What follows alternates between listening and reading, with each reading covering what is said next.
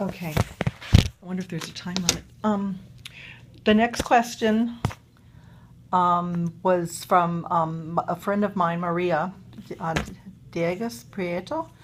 Are Cubans finally losing the fear and talking against the government, or is it the same as usual? I think they lose the fear. They are losing The problem is there's no communication. There is no way to publish or to tell the world what the Cuban people are saying in Cuba. Why? Because the Communist Party in Cuba controls all the media, television, newspapers, radio. There's no internet access to the internet. There's no social media, so there is no way for the Cuban population to tell the world what they think.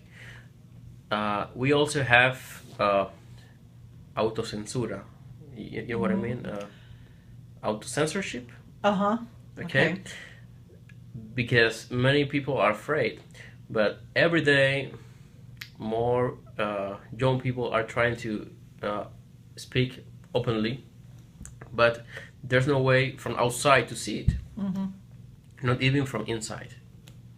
So I think it changed, but the problem is the communications. Yes. This isn't a question I had written down, but that what you just said prompts me that in the early days of Babalu blog and other, anti-Castro blogs around the world internationally, we had very, very little contact with anybody, any dissidents or people inside Cuba. And the cell phones have changed that. I mean, it's amazing now. There's blogs, there's people on the cell phones. Yep. So that's been a real, it seems to me, information revolution for the people who are able to get those. And it changed in Cuba. 10 years ago, you didn't see that in Cuba. Now everybody have a cell phone with a camera and can record anything. So the police have changed the repression in the street a little bit. Why? Because everybody has a cell phone and can record it a little bit. The problem is that this person with the video that recorded in the street with the police fighting or doing bad things to the damas de blanco, ladies in white, this person doesn't have access to internet to publish it. So that's the problem right now. Yes. But still, the people have the technology. Excellent. And that leads me to a question. Where is it? What is your opinion of dissident and opposition groups in Cuba, such as the Damas de Blanco, UNPACU, and other individuals? And are people in Cuba aware of the opposition and dissent? And if so, do they support them, do you believe? That's such a good question. Okay. People in Cuba, of course, we are not afraid of the opposition. The problem, and it also goes to the previous question, there's no information. So many people ignore that maybe ladies in white exist. Because you don't have access to this. You have to see them on the street. There's no other option. And people are afraid to join them. But we are not afraid. I mean... Yeah, excellent. Yeah. Excellent, that answer. So everything in Cuba, it seems like what the questions are bringing out so far is that the real blockade against the Cuban people is the lack of information and the repression from the Castro regime. Yeah. The lack of freedom. That's our biggest problem, the information. There's no way to get information. Today I was interviewed by Mika Llanos. I remember when I was a child, I jumped to the roof and with my antenna I put the antenna to Miami, and in the night I watched in the TV that face very unclear. Yeah. And now she's here with me in LA, and it was my access to the information to the world, the outside world. So if all Cuban we have this little information, will be great. Well, I hope you get it. I mean, that's one of the reasons I do what I do. Yeah. Is to help spread the word and what information I can get from Cuba. You know, I try to get it out there for Yeah, you. and this is another thing I do. You know, I publish on Twitter, on Facebook, on my blog, but Cuban cannot read that No. because there's no internet. So we do another thing. We go offline. In Cuba, there is a scene we call el paquete, the package. It's an offline content from everything, movies, music, documentaries, everything. And I try, and this content goes all Cuba, from hand to hand, you know, Excellent. every week. I believe that the person who designed that, Jorge Utzit, Yeah. he's a friend of mine. you Yes, okay. yes, I've been well aware of that since Great, day one. great. But it's very exciting to hear that it's Yeah. getting read and that Yeah. it's really spreading in Cuba. Yeah. That's excellent. I And didn't know. and sometimes when I have something really interesting and very important as a documentary, something I want to put in, I go to them, and in a couple of hours, all Cuba have this little package. Excellent, excellent. So you know, it's a way to try to, but it's very hard. Yeah. The censorship is horrible. Have you been harassed No. for your activities? No. Well, you know, I am a journalist, not and you know, I don't go to the street with Au Fidel. Uh-huh. So in one way, you know, they want me to do this. Why? Because I come here to the United States, I speak to you, you write your blog, everything. Then I go back to Cuba and I complain about the censorship, and they tell me no, but you go. Yeah. It's working, yeah. And they tell me no, but you go to United States and you speak openly and nobody kills you. Mm-hmm. So you have freedom of speech. Yes. But of course, no one in Cuba can read this. Right. Exactly. So it's a one-way street, but they Yeah. can use it to their advantage. Hmm. Yes. Like Yeah. Ioane Sanchez with Yeah. blogging and Yeah. so forth. It's like, of course she's free. You know, look at her. She's blogging. You know. But what we have to do is go offline. Try to get to the people. Try to show all the information. I think. I mean, every night in my neighborhood, I go with my friends to a park, and we stay here for hours and hours speaking about everything, politics, everything. Usually, I'm the only one speaking, and they hear what I'm telling, and then they ask me. They ask me many things, and some of those questions show me that they're really out of this world. For example, one of them told me, "Oh, Yusnaby, what is democracy?" I think, and she answered herself, "I think democracy is a big building in Washington." I mean, you know, Yeah. and she's a doctor, Yeah. Wow.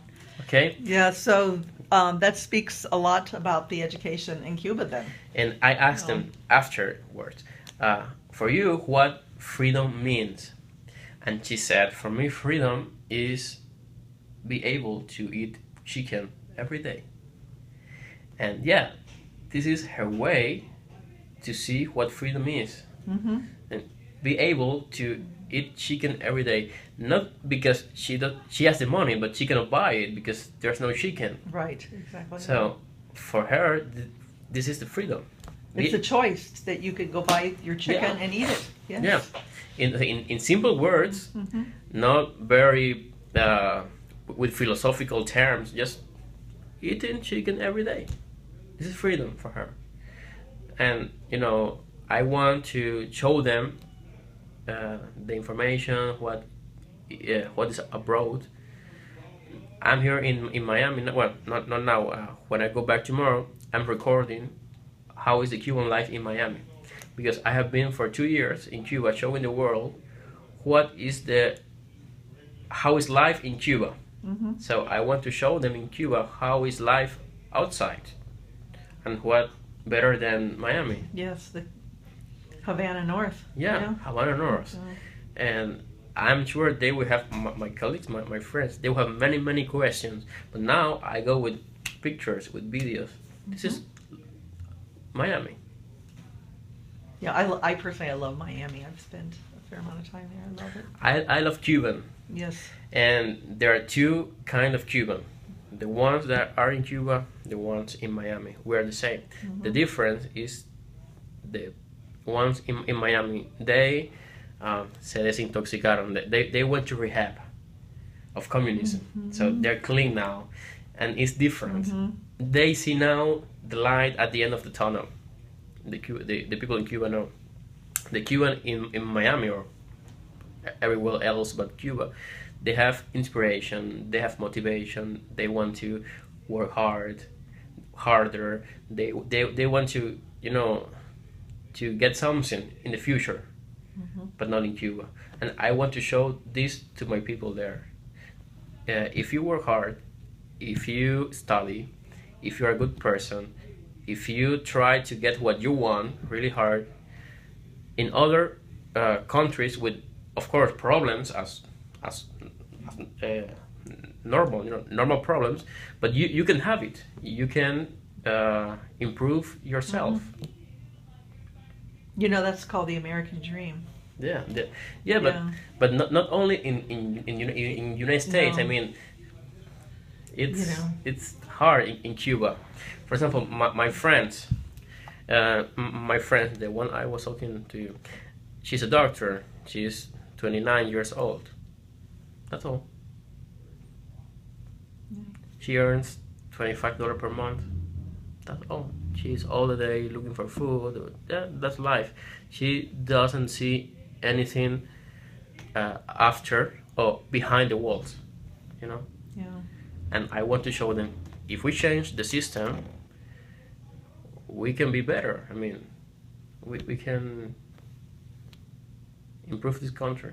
Yes, well, I'm sure that you've read the statistics from, most of them are from the UN World Book going back, decades, the socioeconomic, conditions in Cuba before Castro. Yep. And it was a beautiful, successful country. It had only been, free from Spain for, I think, 50 years maybe. And look what, the Cuban people accomplished in building this country. And that's in spite of, a lot of bad government people. And it's just, I've seen so many photographs and videos and talked to, I've lost count of how many, older exiles who remember Cuba. And it's a great, what's happened in Cuba is just such a terrible tragedy. It really is. So what we was talking previously, I think information is very important for the transition, because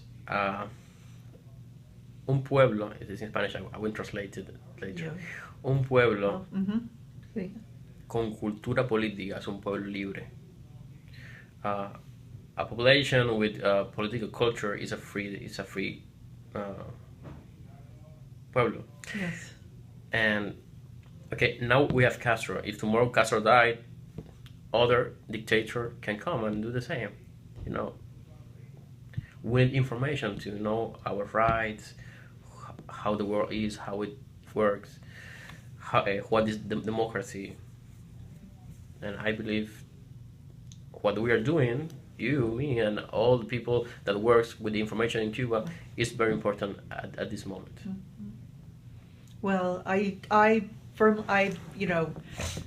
from day one doing what I do, I have believed that we will see a free Cuba. I believe that because I think just ultimately people want to be free and they will find a way to attain that.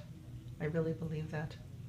Yeah. So, and what I hear from you is, that's very encouraging.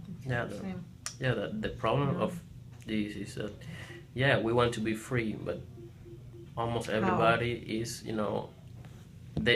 we spend all day looking for food, looking for transportation, looking for how to survive, and we don't have time to think about rights, human rights, democracy, freedom. And that's a reality deliberately created by the Castros to oppress the people, to keep them in their place. So how you tell a mother that doesn't have food for tonight for her little daughter, hey, go to the street and complain for the government? No. She need desperately. It's working. Yeah. She need desperately to find the food. It's like this. It's really sad. Okay, let's see if I skipped any. Well, that you already. Well, there's okay. This is because this is in the news with all the Okay. so-called negotiations going on and so forth. One of the changes that is out there in the media a lot is that there is more internet access coverage for the average Cuban. What do you say to those who believe that? No. Oh, okay. It's true that now that there are 180 zero cafes. Hmm. Yeah, but 1 hour is $5. Half salary of a doctor per month. So yeah, now we have more places to go and connect, but You don't have the means to do so. you cannot afford it, and we are not allowed to have internet in our places, in our cell phone. So there's not this real access to internet. And Is the internet access that, say if you have the money to go buy your hour of internet, yeah, is it an open internet? Is it the same internet that the rest of the world can look at, or is it heavily censored? it's mostly the same.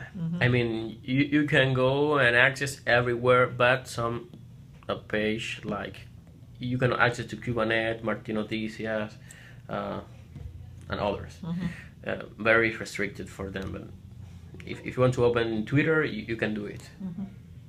But it costs your half salary. Yeah.